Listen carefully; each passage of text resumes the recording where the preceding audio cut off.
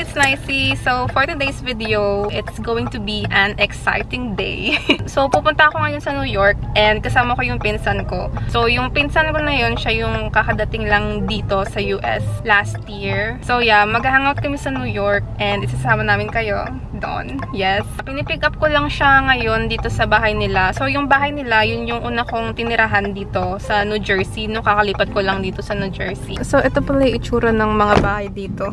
Ayan.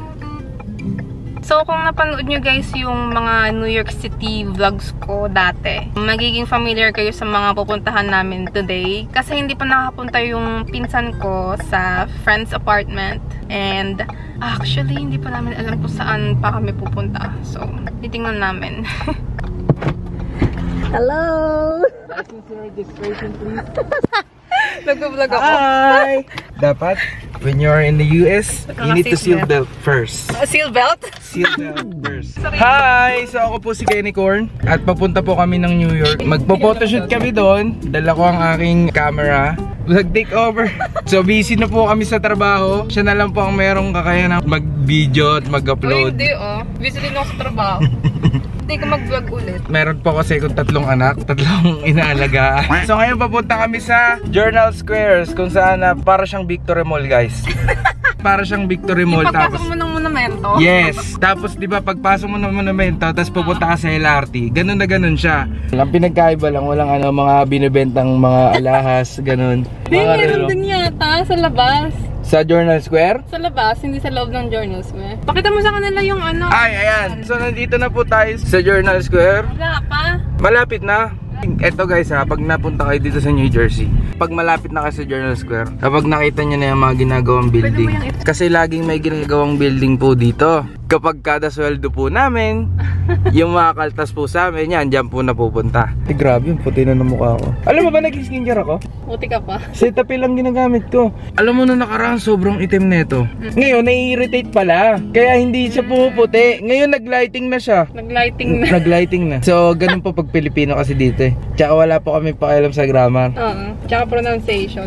Tapos lang mas naiintindihan ka ng mga ibang lahi, okay lang ganun. Pero alam mo ngayon Tagalog naman. Nasa bahay naman kasi si CJ hindi naman tatagalog.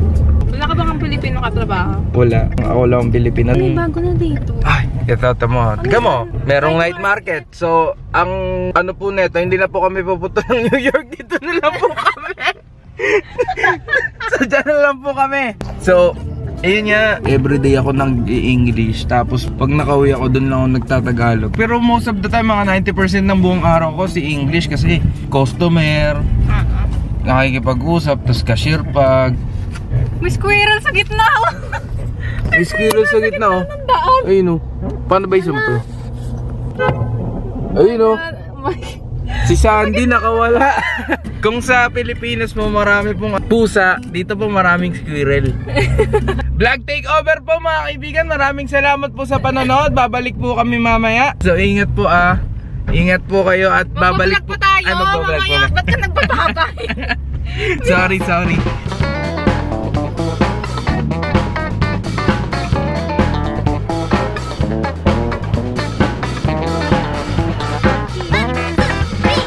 Hi guys! Hi, ang bango po dito.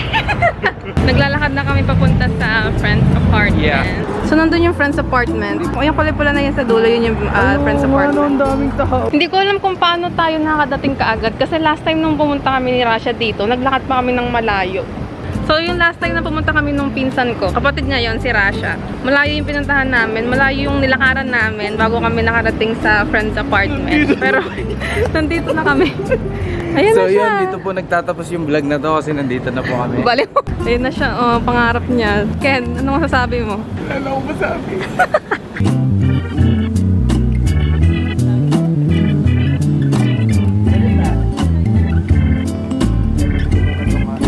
So ayun po, nandito na po kami. Ayan po ang friend's apartment. So ayan po ang aking camera na dala, Lumix.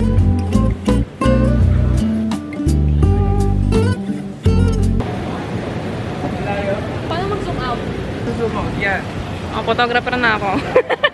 Tingnan nyo naman oh. Tawag dito, merong character development. Ako mo yan guys. O, diba? O, pop. Ano masasabi mo? Satisfied. 5-star customer. Satisfied. tayo. Pero hindi na namin alam kung saan kami pupunta. Kaya pupunta kami ng Uniqlo tapos kakain kami sa bahay pag-uwi. So guys, nandito pa rin kami. Nag-photoshoot pa kami ng konti sa mga streets dito. Kasi ang ganda ng mga streets. Sobrang ganda kasi niya. Tapos parang alam mo yung pag nagsha-shopping ka, sobrang daming pwede pagpilian.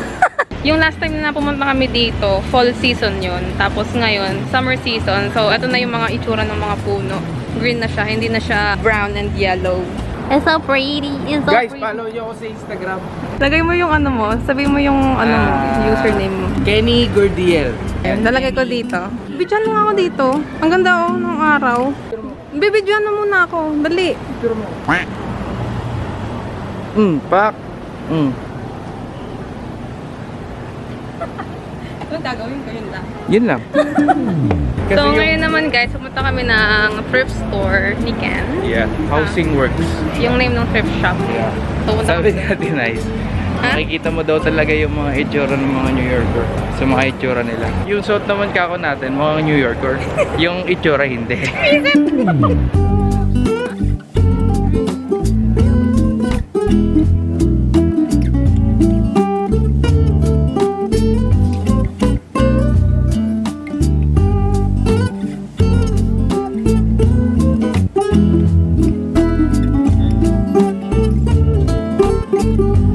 Bumili ko ng watch, $10. Nandun. Wala na. Papalit ako lang battery. Ang ganda nito kasi ito $45. So ito yung dress na kukunin ko. Instead of this one. Kasi ito, $45 to. Ito, 15 lang to. So may hanap akong bag. Parang siya ng bag ko dito na to. Pero ito darker. Ito nyo guys, yung nakita ko. $5 lang siya. Hi guys! So nakalabas na kami dito sa thrift store. Ang dami-daming nabili. Tapos na kami gumastos. Nakakita ko ng t-shirt. Sabi ko, di ba bibili ko Uniqlo? Oo. Nakakita ko dun Uniqlo. Nakakita siya ng Uniqlo sa loob, $5 lang. Mamaya papakita namin sa inyo yung mga binili namin. Ang ganda ng necklace! Para akong ano, mermaid.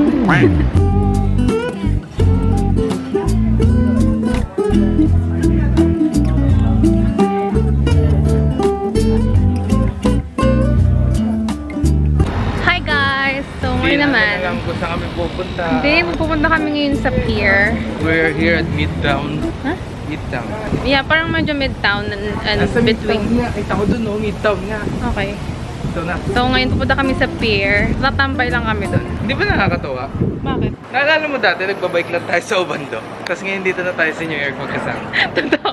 Nakakatuwa lang. Totoo yan. I mean, parang kahapon lang nangyari yun. Pero, Yeah. naalala mo yun. Alin? Sinalo mo lahat ng usok. Alin? Yung nagbabike tayong dalawa. Etong si Ate nagbabike Nice. tayo. Etong si Ate Nice, ang ginawa, di yung jeep puminto. Kasi magbababa ng pasahero. Huminto lang nasa likod din. Katapat niya yung tambucho. Pag puso ngayon ng tambucho, diretso sa mukha niya lahat. Tawa siya ng tawa hanggang makauwi kami. Tapos ngayon, nandito na kami sa New York. Yung usok na ng New York yung hinihigo. Yung usok na ng New York kasi yung mga panghina-amoy yung nilalangkap namin.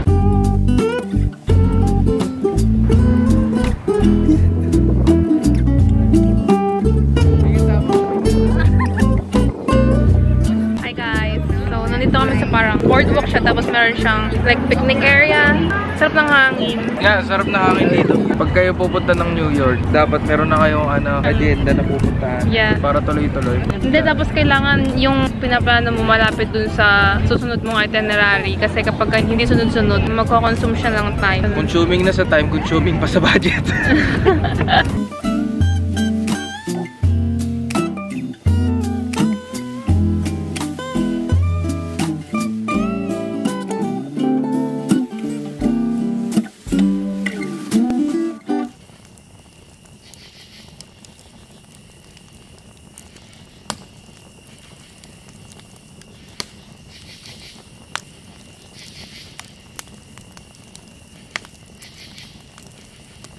One year pa lang ako dito kaya yung hindi English. Hindi ba nagsiseatbelt sa Pilipinas? Kapag nasa unahan? Madalas hindi. Wala kami pupunta nito na siguro yung last stop namin. Pero maaga pa eh. Pero eto guys, mukha lang maaga. Tingnan mo kung ano oras na. Kita mo. 18:56. 7 p.m. 7 p.m. na na, dito. magsi 7 na. Magsi-7. Ganun. Lubog ng araw is 8:30. Ayun, palubog na eh. Pero yung pinakagabi talaga mga iyan, mga 8:30. Mataas pa yan eh. Ang taas pa ng araw guys. Yan yung araw. Ang taas pa. Ganun. Mga ligaw na Hindi ko pa kayo nadadala dun sa may amin. Mas marami dun. Tsaka reindeer. May Nakita di- na ng reindeer? Hindi pa. May ranger sa sa Sam's Club kaso wala na daw kasi tinanggal na nila yung forest doon. Hindi mo nakita yung ano ko. Yung meron akong in-upload sa Nakita ko yun. YouTube Shorts. Nakita ko, minayday mo yun eh. Namin, nasa kapitbahay lang na. Siguro tumabay doon. Gumagalaw. Thoughts ko yun. Parang gusto ko tumalon. Dito guys, ito yung Central Avenue. So, ito yung Kikiriri. Dito ako bumibili laruan. Diba sabi ko Uniqlo. Pinila niya Uniqlo. XL Uniqlo. Nandito na po tayo sa, malapit na tayo sa Journal Square. Ayan, no smoking. Tapos keep out. Pauwi na kami at wala na kaming ganap ngayon. Pero just want to say thank you, Binaisi. Like, comment, and subscribe kayo, Binaisi. Salamat, Binaisi.